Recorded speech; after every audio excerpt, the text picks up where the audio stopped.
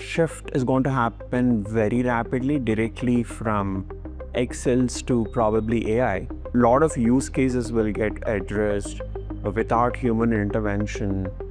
Since our AI models are so efficient these days, leveraging the AI technology, and I think we should leverage AI technology to kind of prevent the fraud. We're more focused on the user experience and the efficiency part. SaaS in its form is going to have a huge shift in the future.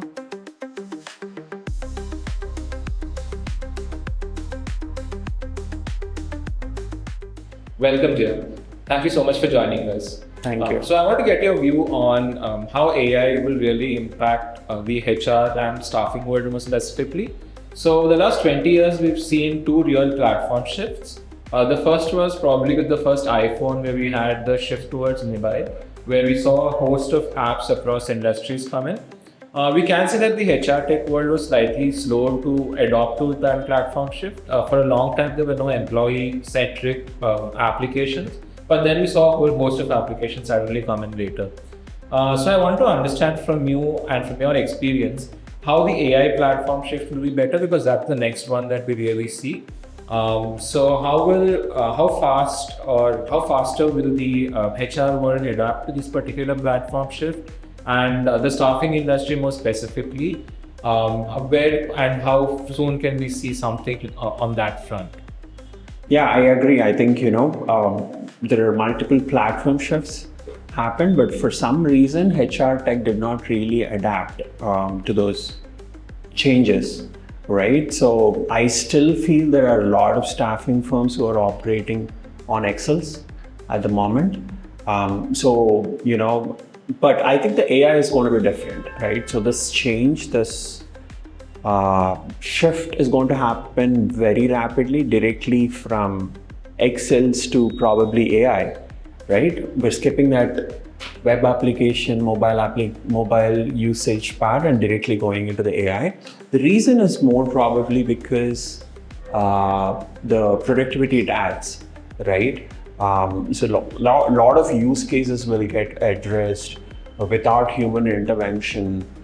Since our AI models are so efficient these days, it'll give a lot of time for HR tech people to plan, strategize, and do better things in their life, right?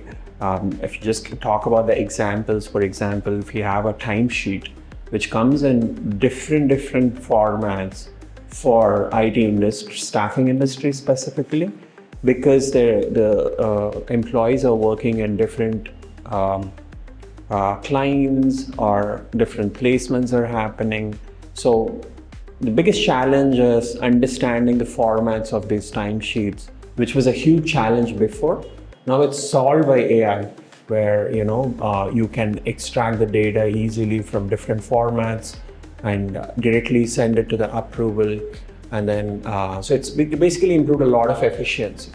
So I think this shift will be adopted by HR tech industry very rapidly, is what I personally believe.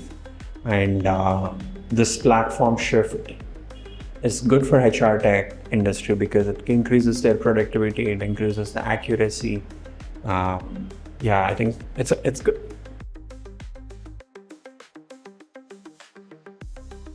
I think that's a great point. I think that you make about how, for example, if you take the example of the timesheets, how that can automatically, we can read the times, and now we can increase productivity on both the employee side as well as the employer's side. So just as a follow-up question to that, right? There have been cases, and now they're well documented cases, when, and this is especially true for expense management, for instance, where there have been fake receipts that were submitted, and the receipts were very real because they looked very real because they were generated by AI as well. In fact, they were so real that they also had, it was slightly crumpled, so you even get that effect that it was actually like a real, right, which was actually submitted. So how do you do that, and how do you solve for that problem with the AI, which will come up eventually even with timesheets, where people will end up putting the client's watermark on a random timesheet, or they can also generate a timesheet with their watermark and then submit them. Right. So how do we solve for that? Yeah, so I think that's a big problem, right? And not just with HR tech or any industry. Pretty much every industry is facing the same problem. Be it fake images, fake videos. So I think everybody's facing that challenge. But I think eventually we have to put more controls towards probably finding the anomalies. What are the different recepts? How to, some data matching, data patterning should happen. Probably, I think the technology will figure out for itself how to address the problems that technology has created, right? So that's always been the case. So I think, that's going to happen, is what I personally believe. But before that happens, I think, we should have some controls based on approval process needs to be set up in the applications, and some data anomalies needs to be identified, and there should be a way to figure it out whether it's the right recept or no. So these things needs to be worked upon when you're leveraging the AI technology, and I think we should leverage AI technology to kind of prevent the fraud as well, as what I personally feel. I think it's already doing, it's already happening for the content right now. We are having some models which can detect the fake content, to detect the telltale signs, where when you have like double hyphens, it's actually the content generated by AI. And we have few mechanisms already existing. I think I'm sure there'll be multiple mechanisms which combats fraud, which is going to come up very soon in the future, is what I personally believe. So just moving on to the role of AI and how it impacts workforces in general. So there's a lot of confusion, there's a lot of apprehension about AI, and one of the main reasons is the potential job losses it could lead to. We are seeing a lot of layoffs in the big tech firms, which were traditionally not happening at such a massive scale. We are also looking at cases where every white collar job is now being looked at with, do we really need that particular role or not? We are seeing this with all the wild coding apps like Bolt and Replit, where they are saying we don't need developers anymore. We've already seen cases where people are saying we don't need product managers anymore. And we are also seeing in the legal tech domain especially, we are seeing that there have been cases where arguments are now being generated by AI instead of by Junior Lawrence, or with the help of Junior Lawrence. So how do you address these apprehensions of people with regards to jobs and AI, and how that impacts workforces in general? Yeah, I think that's a great question. So I think there's a lot of apprehensions about workforce being removed. So I think there are a lot of questions what's going to happen in the future. So I personally believe there won't be any workforce removal as part of this AI. I think it's more of reskilling that's going to happen. If a company is removing few people, they're actually hiring for AI skill set, is what I've seen personally. So if, let's say you have a lawyer or anybody, it's all improving the efficiency of their workforce right now by using AI. If they're able to, all the data entry needs can be removed, can be automated using AI. But AI is as good as the data that it has, right? So there are a lot of training needs to happen for AI. A lot of data governance needs to happen as part of the AI. Is the models having a bias? Is it good enough for us to use? So this needs a lot of effort per domain for training these models. So there'll be a lot of job increase that's going to happen. I think positions will increase where people who can train the model, who can use the model better. And we can already see a huge rise in prompt engineers who can actually train the models or ask the models right questions. And all the people who are getting let go right now will have to get themselves trained with this new technology.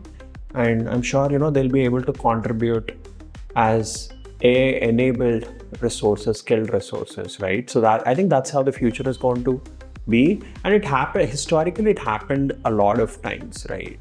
I mean, a lot of typists were vanished as soon as computers came into picture, right? So that's how it's going to play as well, right? I think so. All these people who are getting removed, all the positions are being replaced by AI-enabled resources in every industry. So I think that's how I think it's going to shift in my personal view. There'll be some confusion for few years, but I think it'll all settle down.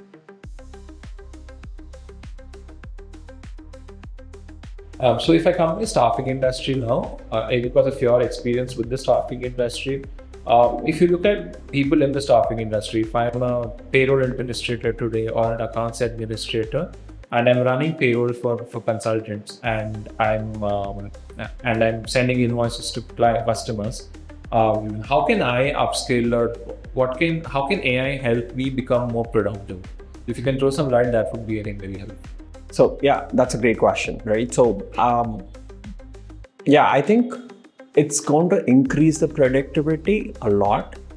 Since if you take an example of our application Japfu, we are giving automated invoicing, automated timesheet data extraction using AI. So what it increases is the accuracy. First, it used to be manual before, where we actually look at the hours and enter the hours manually. It's prone to heavy mistakes, and that causes a lot of financial loss for the organizations. So that can be avoided using AI. So the accounts admins and the HR admins can work in peace, where the mistakes can be minimized on a very high level. So, but the reskilling that needs to happen is, how to use this technology properly, something we have to train them about. It's basically, you have to upload the timesheet and it extracts the data, and we are cross-verifying whether we have the data right or no. Yeah. And then from the payroll perspective, we can compare the previous payrolls and create some anomalies and identify if there is something really off. And the AI can we can leverage AI basically to find these anomalies and give them real good insights for our HR admins and payroll admins. So it's basically improving their efficiency by comparing a lot of data, and what we should work with them is to kind of make them understand how they can leverage these features and improve their performance and reduce the errors is a great value addition, right? And I don't think there'll be any job loss because of this. I think it's more going to improve their efficiency and performance, and they'll be able to handle more clients or more customers, more placements or more employees efficiently is what's going to happen. But the only thing is, we have to embrace this and understand how it can help them.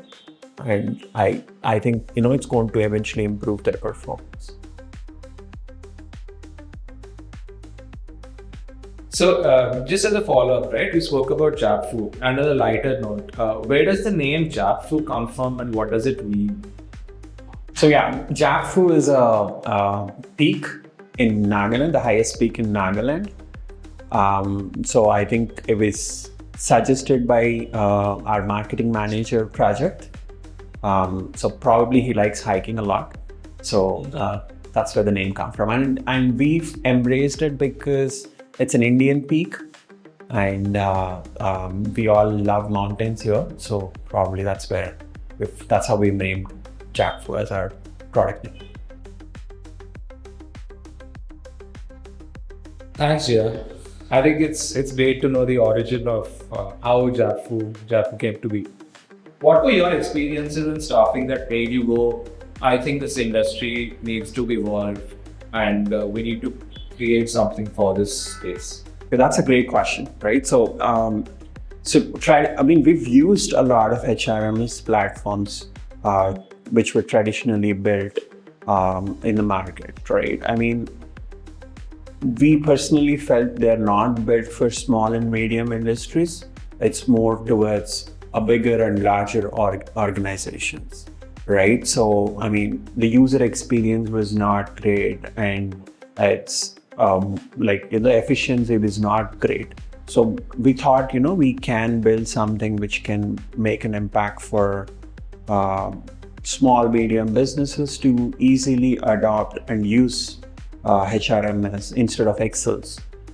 They can actually go to a web application and actually have all their employee data, timesheets, everything, and all the payroll done in one stop shop kind of solution, right? So that's how we've started Japfu.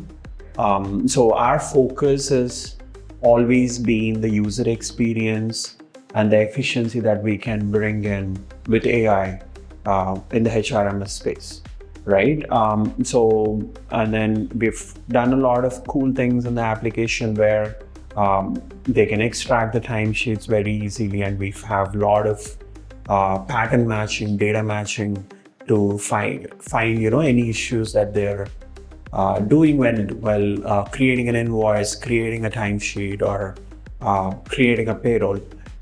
So yeah, I think we're more focused on the user experience and the efficiency part. So that's how we started Japfu. Thanks, Jia. So, what are the major AI features that we can look forward to in Japfu in the next few months? So yeah, there's a lot happening from the AI space for Japfu, right? I think, like I already mentioned, we have a lot of timesheet automation, timesheet extraction, invoice automation, and payroll pattern matching happening in the application at the moment. But our vision is different. I personally believe, I think SaaS in its form is going to have a huge shift in the future. So I don't think the SaaS is going to stay the same way how it is right now. And I really don't know how it's going to be in the future, but how we are envisioning it is to have it completely agentic. So you basically come to a particular SaaS for two things, right? I think you want to see something or you want to do something. So if you know exactly what we need to do or what we want to see, with AI, we have a feasibility of not having a form itself, right? And not having a view itself, right? It's a blank canvas, and we just want an agent to be working for all the HR admins and account admins. Is how we are envisioning it. Basically, they enter the application, and based on the role, if it's a HR admin logging in or an accounts admin logging in, or probably a payroll admin logging in, they'll have their own personalized recommendations shown, and you came here to see something or do something. If you want to see something, let's say I want to see the placements that happened from past 1 year every month, and you have a graphical representation, and you either add it to a dashboard it's your own personalized dashboard. Is something we're trying to build, and you can share that dashboard with pretty much your teammates, or if you want to keep it for yourself, and it can be a widget in a dashboard, so and your AI does it for you. And if you want to add an employee, it's completely agentic, where you trying to add all the employees with a conversation with a bot, right? So that's something we're trying to achieve. So that's how we are trying to see the application, where everything is agentic. Your payroll is generated with an agent, and your invoices are sent with an agent by looking at the data, approving that data, and everything is sent to the clients. All the invoices are sent to your clients in a one shot, and then your payments are recorded using this agent. And you can create dashboards using these agents. So you create your own SaaS, your own application, how you want to see your data, and you achieve tasks in your own way, right? I think having a personal assistant kind of approach is how we are seeing that. So we are heavily working on it. So hopefully, we come back with these features very soon. Thank you so much. Yeah, it's very exciting. I mean, exciting times for Japfu, exciting times for the industry. Thank you so much. I know you're a very busy person, so thank you for taking time out and making it to this wonderful session. Thanks, Vijwal, for hosting me. It was fun talking to you. So let's meet downstairs for product scrum.